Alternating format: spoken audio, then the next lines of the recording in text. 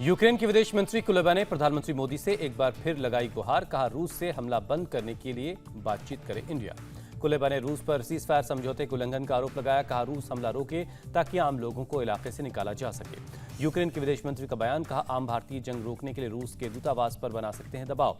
Ukraine के विदेश मंत्री का बयान। रूस नहीं जीत सकता ये जंग, रूस से जंग खत्म करने की अपील की।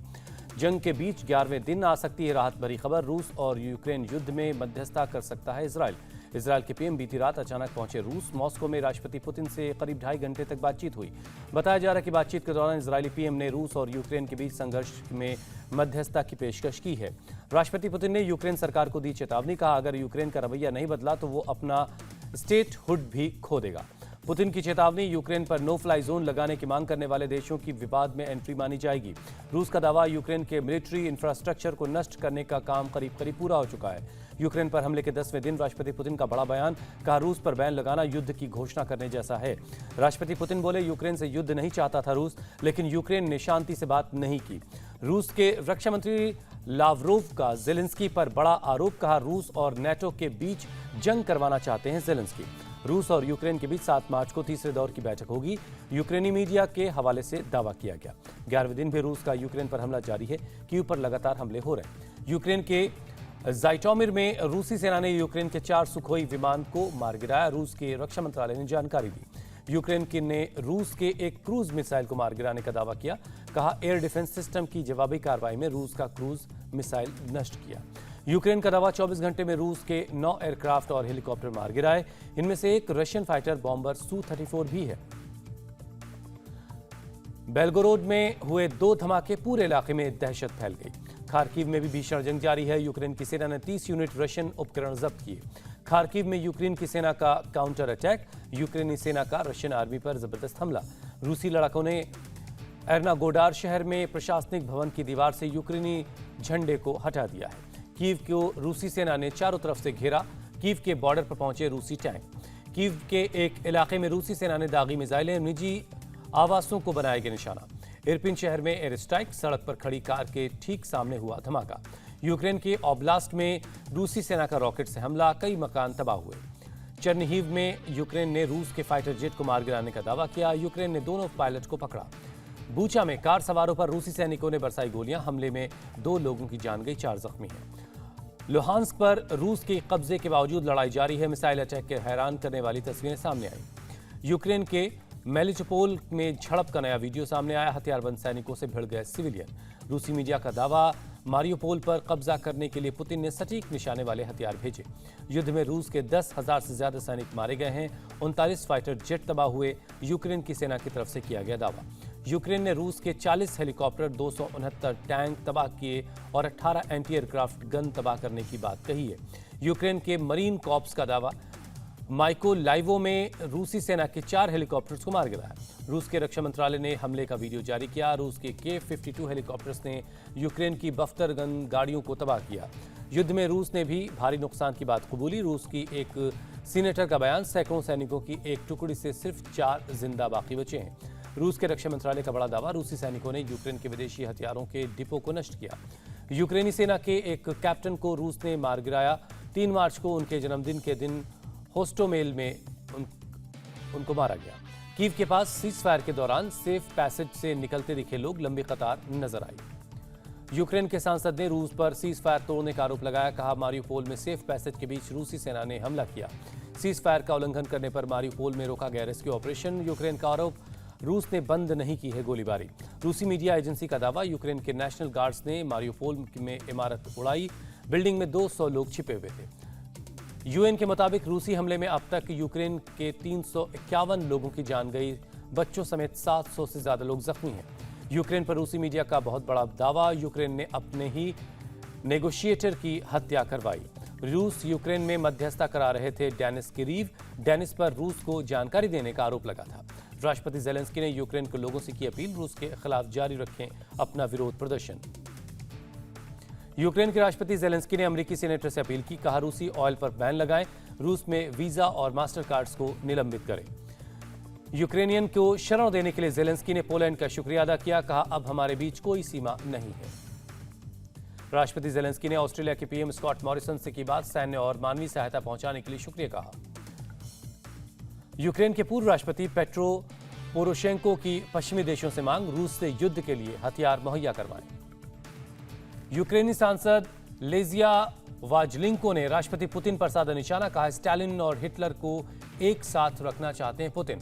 रूस के राजदूत डेनिस अलिपोव ने भारत की स्वतंत्र विदेश नीति का स्वागत किया, कहा भारत पर अमेरिका का है बहुत दबाव। यूक्रेन संकट के दौरान पोलैंड के कामों की अमेरिका ने तारीफ की, कहा यूक्रेन को सुरक्षा सहायता देने के मामले में पोलैंड ने बेहतर काम किया है। यूक्रेन के विदेश मंत्री और अमेरिकी स्टेट सेक्रेटरी के बीच हुई मुलाकात, हथियारों की आपूर्ति और रूस पर दबाव बढ़ाने के लिए बातचीत हुई। यूक्रेन और नेटो के एक काउंसिल ने जारी किया साझा बयान, कहा रूस पूरे विश्व में आतंक फैला रहा है। यूक्रेन और नेटो के काउंसिल ने रूस से तुरंत हमला रोकने की मांग की, कहा परमाणु संयंत्रों पर सैनिक कार्रवाई रोके रूसी सैनिक। ईरान परमाणु समझौते का समर्थन करने से पहले रूस ने अमेरिका से मांगी लिखित गारंटी, प्रतिबंधों से रूस के आर्थिक हित से नुकसान नहीं पहुंचाएगा अमेरिका। रूसी सरकार के प्रवक्ता दमित्री पेस्कोव का बयान, रूस से तेल की कारोबार पर प्रतिबंध से ग्लोबल एनर्जी मार्केट्स पर असर पड़ेगा। रूस ने पश्चिमी देशों से अब अपने के व्यवहार पर आपत्ति जताई, कहा वो डाकुओं की तरह व्यवहार कर रहे हैं। रूस के विदेश मंत्रालय का बयान, युद्ध में यूक्रेन को ब्रिटेन के जरिए हथियारों की सप्लाई को रूस कभी भूलेगा नहीं। पश्चिमी देशों पर रूस का बहुत बड़ा आरोप, कहा डेनमार्क पोलैंड के नागरिक यूक्रेन की ओर से लड़ रहे हैं। रूस और बेलारूस पर यूरोपियन यूनियन की कार्रवाई, council of Baltic sea states से सस्पेंड किया गया। ब्रिटेन के प्रधानमंत्री बोरिस जॉनसन का बड़ा बयान, रूसी कारोबारियों पर अभी और प्रतिबंध लगाए जाएंगे। अमेरिकी विदेश मंत्री एंटनी ब्लिंकन बोले, यूक्रेन की संप्रभुता और क्षेत्रीय अखंडता के समर्थन में अमेरिका और यूरोपीय यूनियन एकजुट है। अमेरिका से अपने राजनयिक को वापस बुलाएगा रूस, स्पेशल विमान से लौटेंगे राजनयिक। यूक्रेन और सीरिया में मरने वाले रूसी सैनिकों के परिवार वालों को मिलेंगे 5 मिलियन रूबेल, घायलों को मिलेंगे 3 मिलियन रूबेल। पुतिन ने को मंजूरी दी। जर्मनी में रूस और बेलारूस के लोगों से भेदभाव का मामला, रूसी एम्बेसी ने जर्मनी सरकार से भेदभाव रोकने की मांग की। फेक न्यूज को लेकर बनाए कठोर कानून का रूस ने किया बचाव, कहा रूस इंफॉर्मेशन वॉर के दौर से गुजर रहा है। ब्रिटिश मीडिया ग्रुप की टीम पर हमले को लेकर पीएम बोरिस जॉनसन ने जताई चिंता, कहा हमले से नहीं डरेंगे पत्रकार। आईबीएम कंपनी ने किया बड़ा ऐलान, रूस के बाजार से कंपनी समेटेगी अपना पूरा कारोबार।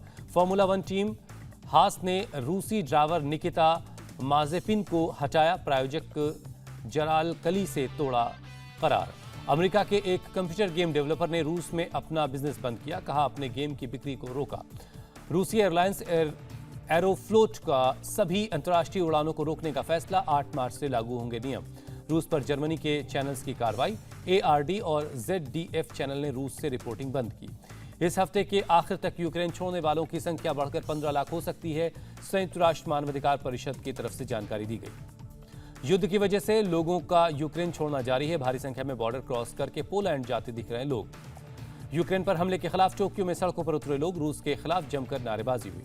ऑपरेशन गंगा पर बोले विदेश मंत्री एस जयशंकर, 13 फ्लाइट्स में करीब 2500 भारतीय आज वापस भारत लौटेंगे। सुमी में फंसे भारतीयों को लेकर टेंशन में भारत, रूस और यूक्रेन से तुरंत सीज फायर के लिए कहा गया। विदेश मंत्रालय ने सुमी में भारतीयों को निकालने का बताया एक बड़ी चुनौती, कहा सुमी में हिंसा जारी है, ट्रांसपोर्टेशन में की कमी है। रोमानिया और मोल्दोवा से पिछले 7 दिन में 6222 भारतीय निकाले गए, केंद्रीय मंत्री ज्योतिरादित्य सिंधिया ने जानकारी दी। भारत के विदेश मंत्रालय के मुताबिक खार्किव से सारे भारतीय निकाल लिए गए हैं, सब के सब सुरक्षित हैं। भारत सरकार के मुताबिक ऑपरेशन गंगा के तहत 63 उड़ानों के जरिए अब तक 13,300 भारतीय वापस लाए गए। यूक्रेन में फंसे भारतीयों को लेकर भारत सरकार चिंतित, सभी छात्रों से सुरक्षित जगहों पर जाने के लिए कहा गया। पिशोचिन से सभी भारतीय छात्र निकाले गए, भारतीयों को लेने गई थी 13 बसें। भारत में रूस के राजदूत का बयान, भारतीयों को निकालने के लिए हमने सेना के स्पेशल ग्रुप बनाए, 100 से ज्यादा बसें तैयार की थी। यूक्रेन संकट पर बोले गृहमंत्री अमित शाह, भारतीयों की वापसी की तैयारी पर जनवरी से ही काम करना शुरू कर दिया गया था। यूक्रेन के पड़ोसी देशों में रूसी भाषा जानने वाले अधिकारियों को भेजा गया था, फरवरी में एडवाइजरी जारी कर दी गई थी। यूक्रेन से वापस लौटे 50 छात्रों के साथ मुलाकात करेंगे सीएम योगी आदित्यनाथ, सीएम आवास पर होगी ये मुलाकात। प्रधानमंत्री मोदी पुणे में मेट्रो रेल प्रोजेक्ट का उद्घाटन करेंगे, परियोजना पर 11,400 करोड़ से ज्यादा का खर्च आया है। पुणे में छत्रपति शिवाजी महाराज की मूर्ति का पीएम मोदी करेंगे अनावरण, 9.5 फीट लंबी मूर्ति 1850 किलो गन मेटल से तैयार हुई है। सीआईएसएफ का आज 53वां स्थापना दिवस, गाजियाबाद में आयोजित कार्यक्रम में शामिल होंगे केंद्रीय गृह मंत्री अमित शाह। बीजेपी सांसद रीता बहुगुणा जोशी के बेटे मयंक जोशी ने थामा समाजवादी पार्टी का दामन, कहा अखिलेश यादव विकास और महिला सुरक्षा की बात करते हैं। पूर्व प्रधानमंत्री अटल बिहारी वाजपेयी के निजी सचिव रहे शिव कुमार पारिक का निधन। 83 साल की पारिक का इलाज के दौरान दिल्ली में निधन हुआ। मोहाली टेस्ट के दूसरे दिन श्रीलंका की हालत नाजुक। 108 रन पर 4 विकेट गिर चुके हैं। इस टाइम तक निसांका 26 और असलांका 1 रन बनाकर क्रीज पर हैं। करुणा रत्ने 28 और एंजेलो मैथ्यूज ने 22 रन बनाए हैं। दूसरे दिन भारत के बल्लेबाजों की शानदार बल्लेबाजी। टीम इंडिया ने 8 विकेट पर 574 रन बनाकर पारी घोषित की। भारत के रविंद्र जडेजा ने दूसरे दिन की धमाकेदार बल्लेबाजी की। जडेजा ने नाबाद 175 रनों की पारी खेली। अश्विन 61 रन बनाकर आउट हुए। भारत की तरफ से अश्विन ने श्रीलंका के 2 खिलाड़ियों को पवेलियन भेजा। बुमराह और जडेजा को एक एक विकेट मिला। न्यूजीलैंड में हो रहे महिला विश्व कप क्रिकेट में आज भारत का पाकिस्तान से मुकाबला है। टॉस जीतकर भारत की पहले बल्लेबाजी।